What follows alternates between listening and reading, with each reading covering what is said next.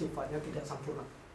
Orang yang khutbah, ceramah gitu, dia sedang junub, maka dia menyitir ayat tidak menjadi masalah, karena dia bukan dalam prosesi membaca ayat Al-Qur'annya, tapi dia mengutarakan. Termasuk orang yang haid ya, tidak menjadi masalah. Kemudian ceramah, kemudian ayat Al-Qur'annya dibacakan, tidak menjadi masalah. Allah.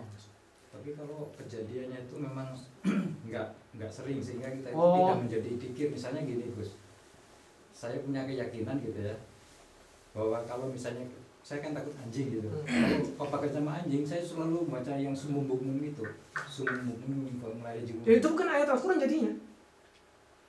Nah itu kan saya itu kayak membaca surat itu untuk minta perlindungan biar saya mungkin tidak disenggol anjing atau tidak digigit anjing gitu ya. Itu boleh nggak saya tuh apa istilahnya? Jadi tidak sirik. Jatuhnya sirik atau enggak gitu? Jatuhnya sirik atau enggak kayak gitu? Kan gini, syirik itu saya baca. Jadi bagaimana melihat kekuatan itu syirik atau tidak? Ini gini.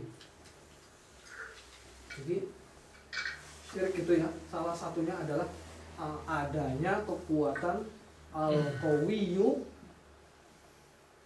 illa minallah, bukan dari Allah. Kekuatan salah satunya menghasilkan kekuatan dari selain Allah. Maksudnya apa? Kekuatan yang tidak pernah diajarkan oleh Nabi, maka kemudian dia yakini bahwa itu adalah ada kekuatannya, maka dia adalah syirik. Tapi kalau ada ajarannya Nabi, tidak menjadi masalah. Seperti halnya orang yang mencium Hajar Aswad. Mencium Hajar Aswad itu kalau misalkan ini ada keyakinan, ada kekuatan, ada. Tapi kalau sahabat Umar bilangnya apa? Wahai batu, saya tahu kamu itu adalah batu, tidak memberikan manfaat, tidak bikin madharat. Kalau saya tidak diperintahkan oleh Rasulullah, saya tidak akan mencium kamu. Gitu istilahnya katanya. Kamu tuh batu tahu, gitu gemas. Tapi karena Rasulullah memerintahkan untuk mencium, maka diciumlah. Makna al-qawiyyu itu adalah di sini kalau tidak ada kekuatan. Cincin tidak pernah Rasulullah mengatakan bahwa cincin dimasuki ini punya kekuatan gitu. Atau timang gitu kan? Timang masuki ayat-ayat Al-Qur'an biar apa? Biar kebal gitu. Timang. Sabu. Kalau Cirebon itu ketimang. Ikat pinggang. Maka dia kemudian meyakini ada kekuatannya. Maka adalah dia syirik. Tasbih. Wah ini bacaan lucu. Kemudian dia dilempar gitu kan, jadi tawon gitu kan, kayak filmnya Parwali gitu kan. Maka itu ketika dia meyakini tasbih ada kekuatan, maka menjadi syirik. Beda kalau gini, orang saking dekatnya pada Allah, kemudian dia timbul keajaiban pada daerah-daerah tertentu yang dia yang dia punya, maka dia tidak termasuk syirik. Misalnya begini, ada orang istilahnya selalu baca Al-Quran. Ada para wali kan banyak juga gitu. Soalnya seperti halnya Ibnu Mubarak, ketika baca ayat-ayat Al-Quran tertentu, dia sering zikir dan sebagainya. Kemudian dia saking dekatnya pada Allah, tidur di pinggir hutan. Kemudian ternyata dijaga sama ular gitu loh. Ada ular. Ularnya itu bukan nyangkut, tapi matukin nyamuk-nyamuk yang mau menggigit beliau. Karena dia dekatnya pada Allah. Tapi kemudian jin itu memberikan sebuah hal. Misalkan sebuah hal-hal yang kemudian dia dipelajari oleh, dia sering zikir ini, sering zikir A. Kalau sering zikir A, akhirnya jadi kebal atau hindar dari nyamuk. terhindar. Caranya apa? Ternyata benar keluar dari hindar dari nyamuk. Kekuatan terhindarnya dari nyamuk ini karena membaca ayat itu dari jin, bukan dari Allah. Dari jin itu. Dia membaca ini dan sebagainya ayat ini, dia karena kedekatannya pada Allah timbullah sesuatu yang beda. Karena dia dekat pada Allah, dia tidak pernah mengamalkan, mengkhususkan amalan tertentu. Tapi kemudian ada orang-orang yang dia, apa nih ulama ini ternyata zikri ini muncul, itulah kemudian digoda oleh jin. Baca zikir ini tertentu akhirnya apa? Benar, dia bisa terbang,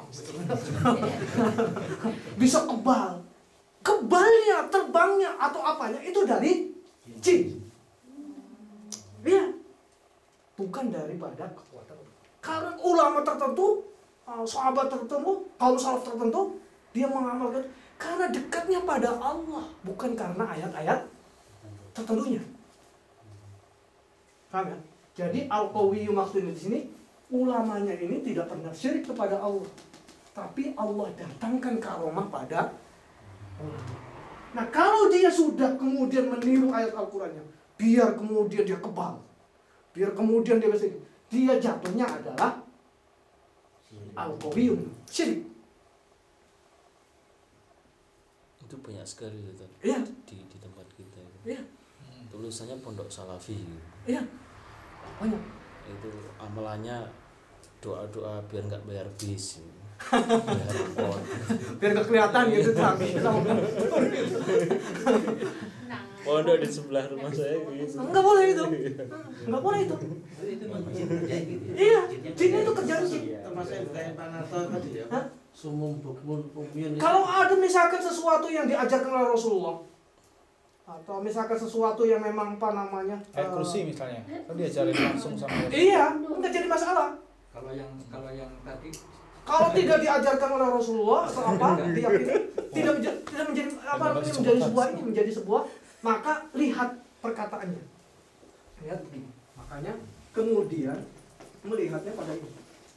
Ada ayat Al-Qur'an tertentu. Ulama itu saking cerdiknya, banyak ayat-ayat Al-Quran tertentu yang kemudian dibaca, ya, itu ada hikmahnya tersendiri. Muncul hikmah A, hikmah B. Ini sebetulnya ada di dalam hadisnya gitu loh. Cuman kemudian hadis yang panjang dia apa namanya, ada ulama-ulama yang spesialis gitu loh, apa namanya, punya kekhususan mengenai hal ini. Bisa dilihat di Azkar Nawawi, zikir-zikirnya Imam Nawawi. Ya, menyebutkan ayat Quran ini bisa menghindarkan ini. Beliau itu berbicara ini adalah karena mendalami ayat Al-Quran sekian banyak, tafsir sekian banyak, kemudian diambil saat tema ini jadikan tema saat gitu. Tidak menjadi masalah. meskipun tidak diajarkan oleh Rasulullah. Iya, tapi dia sebetulnya mengambil dari perkataan Rasulullah, dari ayat yang banyak gitu. Jadi ini Rasulullah pernah mengatakan ini dan sebagainya. Kemudian misalkan dalam ayat apa namanya surat tertentu menjadikan banyak tamu dan sebagainya. Surat Al-Baqarah menjadikan banyak tamu. Kemudian oleh ulama itu diteliti sebetulnya bagian mana sih gitu. Itu tidak menjadi masalah. Makanya kemudian ada ayat-ayat tertentu membuat hikmah tertentu. Itu tidak menjadi masalah. Kalau yang saya itu bagaimana Gus? Soalnya kalau misalnya itu sirik, kalau ada anjing saya nggak akan gitu lagi gitu. Jadi kalau misalkan apa namanya, Ngajarin siapa yang ngajarin? kalau iya sekarang tinggal lihatnya aja gitu. Apa namanya, siapa yang memberikan. Kalau ulama yang ini, insya Allah kalau ulama-ulama yang memang dia secara akhlak dan sebagainya, kemudian secara kafah keilmuan luar biasa, memberikan ijazah-ijazah tertentu, memungkinkan sekali dengan kedalaman ilmunya. Tapi kalau orang yang biasa ini baca ini apa dari kelak kapal kali cewek gitu kan, ini kan apa namanya ya abati inni ra'aitu ahada asyara qaum, saya baca 11 kali, jangan apa nafas.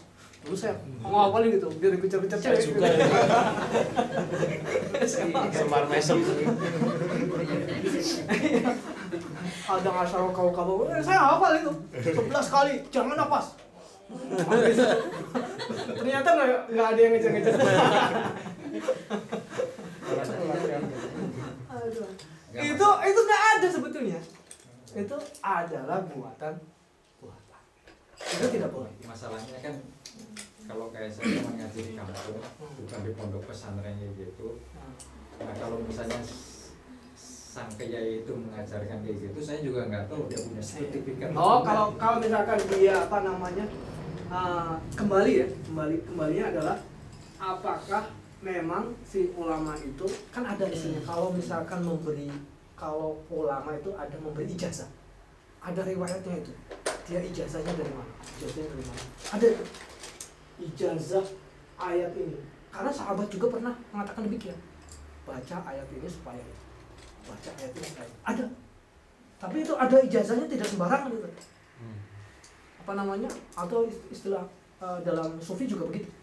Ada ijazah tertentu. Tapi itu terus bertemu sama Rasulullah. Kalau dia tidak tahu ijazahnya dari mana, asalnya dari mana, kemudian dia tidak tahu asalnya dari mana, mending kita hati-hati. Ya banyak loh itu masalah-masalah gitu, kayak misalnya kalau lagi punya anak pertama, kalau pengen ganteng baca surat Yusuf, kalau pengen cantik Maria, entah ada ajarannya entah ada, tapi itu sudah umum di lingkungan kita gitu. Ada anjing baca itu, ya kita nggak ngerti itu dari mana, tapi udah umum. Apakah itu, maksud saya kita itu sekarang mau nanya nih sama Ustadz satu ini gimana gitu. Jadi kalau seandainya tidak ada dalilnya, tidak ada tuntunannya, jangan lakukan. Karena ini al-qawiyyu minallah. Karena bisa jadi ada sesuatu apa namanya yang kemudian dia diambil, tapi hakikat kekuatannya adalah tidak dari Allah. Kalau misalkan dia kemudian dikatakan oleh ulama dia memang ijazahnya ada, ya artinya apa? Dia memperoleh, dia sebetulnya kayak gitu tuh ada. Kalau ini apa namanya tidak memberikan sembarangan gitu lah. Ada tingkatan, ada ininya, ada yang memberikan wasiat gitu. Maka tidak menjadi masalah. Mungkin contohnya ayat kursi kan ada. Itu kan jelas iya. gitu. Kalau yang tadi yang lain kan nggak jelas. Betul. Nah, ayat ini yang ngasih tahu malah setan ya. Iya. Ini materi.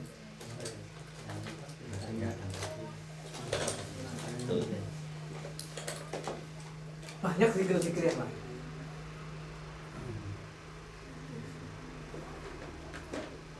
Tapi memang begini, apa namanya? Tidak boleh kita juga serta-merta kemudian mengatakan bahwa itu kemudian orang itu tidak wah ini dari mana? Lebih baik kita bertanya. Siapa tahu dia ada. Kalau saya sendiri berpendapatnya seperti tadi, siapa tahu dia punya pendapat yang lain gitu. Lihat kacamatanya dia. Kalau dia memang kemudian ada hal yang menguatkan bagi dia, tidak menjadi masalah. Masalahnya adalah asyirku pertama al-qawiyyu la min Allah. Kekuatan itu bukan dari Allah. Tapi sekali lagi saya minta pendapatnya Gus Dur. Bahwa itu tuh nggak ada ini ya. Iya, nggak ada tuntunannya. Nggak ada tuh.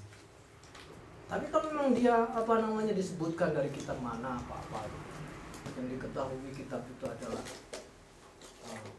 orang yang menyampaikannya adalah orang yang ahli ilmu, yang kemungkinan besar beliau itu ambilnya dari ini, hanya karena dia kitabnya sudah adalah kitab bahasa itu tidak dicantumkan dalilnya, maka insya Allah mereka adalah orang-orang yang bisa dipercaya.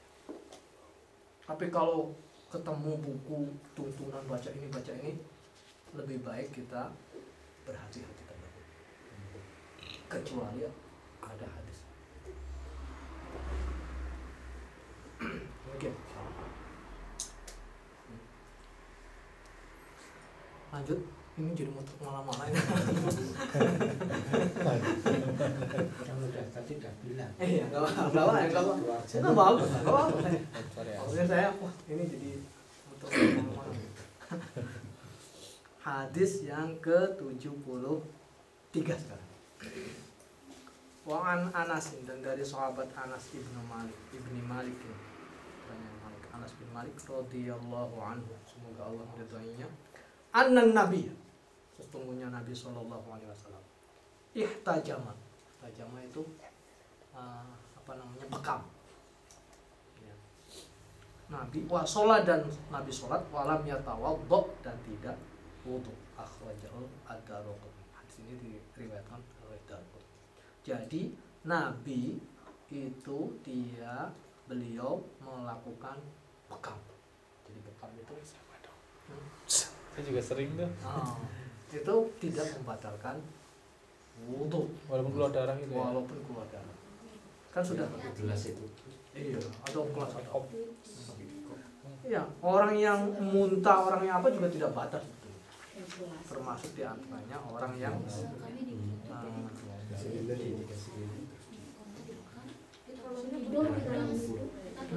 Darahnya seperti ngumpul. Keluar Pak. Kalau sekarang kan Sedot gitu dulu, Tada. Kalau baru dulu dilepas, gimana itu? Terus Zaman dilukai sama Nabi itu jarum. gimana bekamnya itu? Terus sedot lagi. Bekam. Iya. sama Kotornya tuh seperti keluar. sekarang. Kalau kita Sekarang kan penyakit alatnya lebih depannya, canggih itu. Terus darahnya hitam gitu. Ada titiknya. Kalau sudah di tinggi, dulu kolesterolnya gimana udah itu? tinggi. Jadi Pokoknya ada bekamnya Nabi ada teori pengobatan Nabi, bisa juga bekam kering Pak, di bawah. termasuk diantaranya ilmu bekam. Nah, saya tentang ilmu bekam ini kebetulan tidak pernah belajar, dan tidak tahu. Nah, ini ada tekniknya sendiri. Bagaimana Rasulullah berbekam itu saya tidak tahu gitu, sehingga ya pokoknya berbekam, kemudian ya pokoknya nggak batalin wudu gitu. Tekniknya berbekam gimana saya Siap. nggak tahu. Tapi saya pernah di Gimana? Nggak apa. ini Pak, Gimana Pak?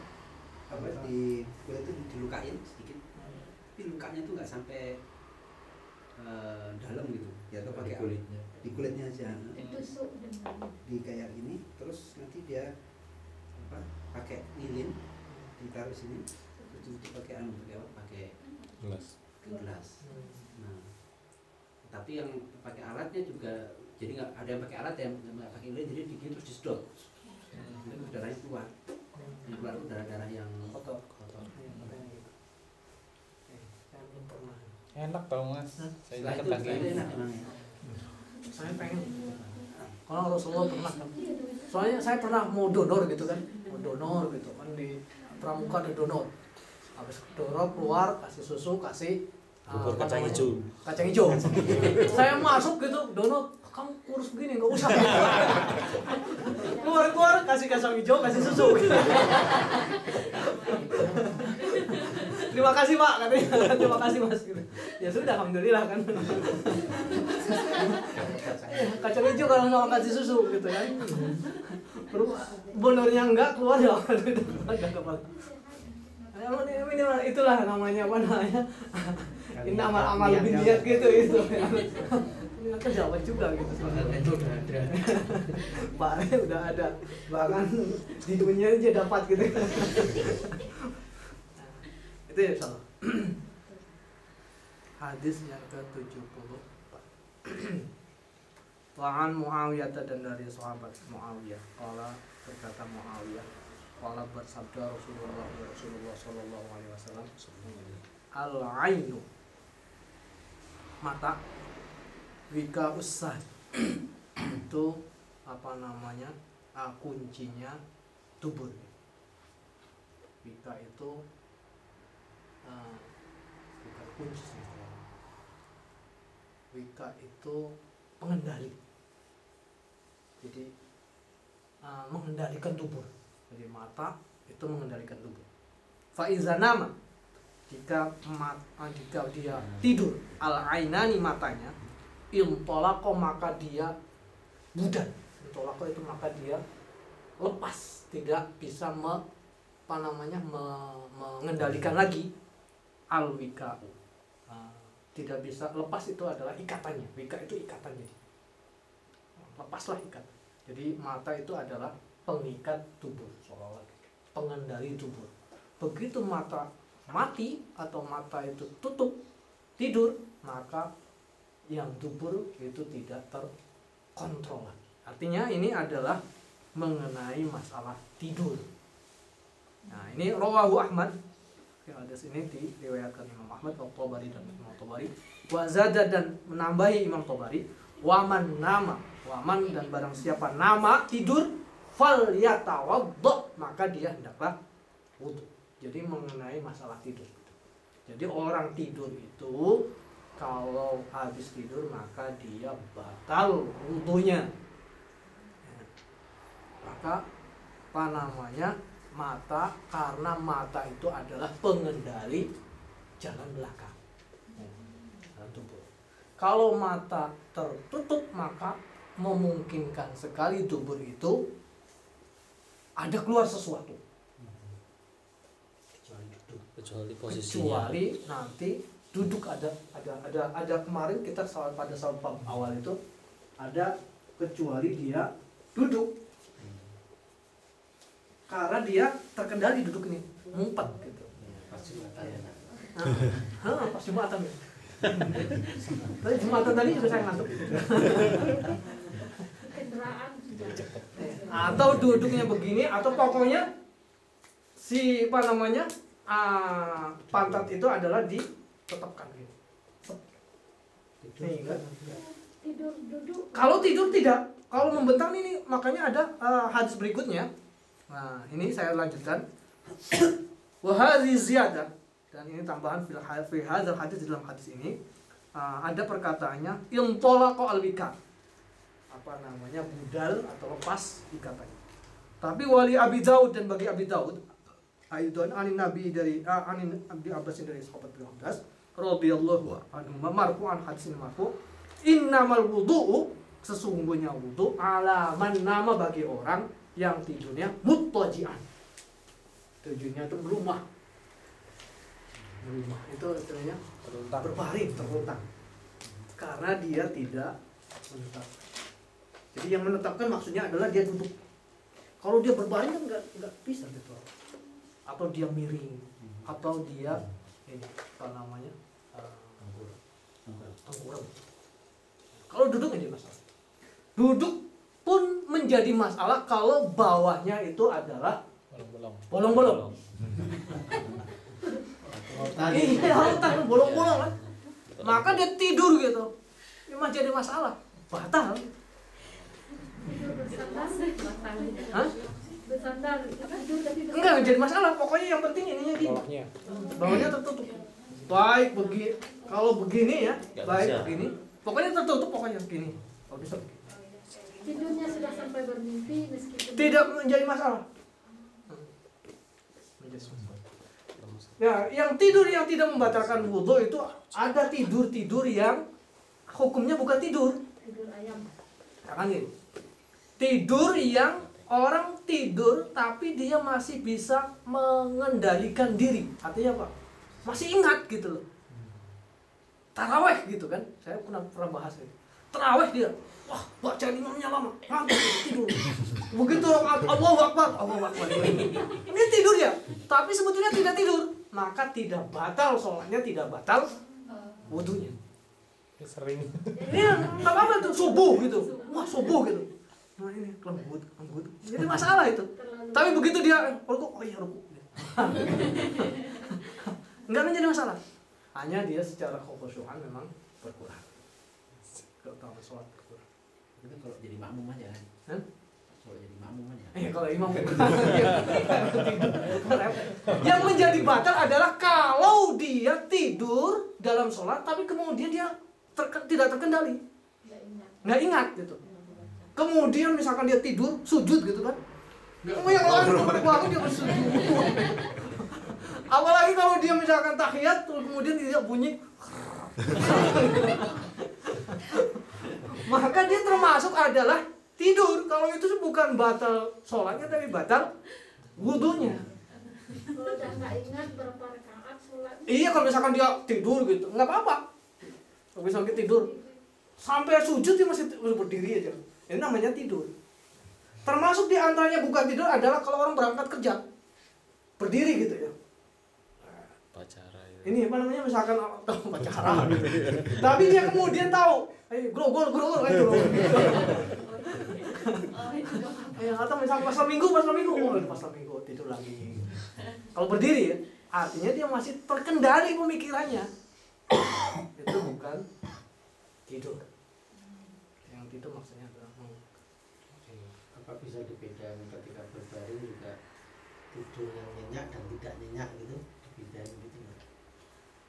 masalahnya bukan tidurnya atau Kan ini nonton apa sepak bola nih sambil tiduran di atas baringan, itu sebetulnya kan males, tapi semua masih denger gitu. Langsung lihat lagi gitu. Jadi kan berarti tidurnya belum Iya, nyenyak gitu loh. Jadi kalau misalkan dia masih seperti tadi, masih bisa mengendalikan sadar. kesadaran, Udah mah kadang-kadang ngorok. itu mah tidur. Tinggal ini ya Pak, tinggal keyakinannya. Saya batal belum ya? Kan berarti belum batal Pak. Gitu aja. Oh iya, kalau belum ya.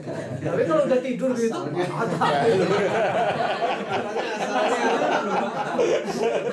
itu masalahnya udah tidur. Kalau itu menama mubtadi', tidurnya secara. Insyaallah kita habiskan. Ada satu hadis lagi yang hadis 75. An Ibnu Abbas, dari Abdullah Ibnu Abbas radhiyallahu anhuma, semoga Allah meridhai Abdullah dan Ibnu Abbasnya, anna Rasulullah, sesungguhnya Rasulullah sallallahu alaihi wasallam, qala, bersabda Rasulullah, yakti datang ahadukum, pada salah seorang kamu, asyaitan, syaitan, fi sholatihi, di dalam sholatnya seseorang, fayangfukhu, maka dia tiup, ya, fi maq'adi, di tempat belakangnya itu ditiup sama setan. Fa yukhayyaru, maka dia berhayal. Khayal itu apa namanya? Merasakan. Khayal apa namanya? Membayangkan, merasakan. Ilahi, pada dirinya. Annahu, sesungguhnya dirinya itu ahdasa, buang hadas, buang angin. Walam yuhaddis, dan sebetulnya dia tidak tidak buang hadas.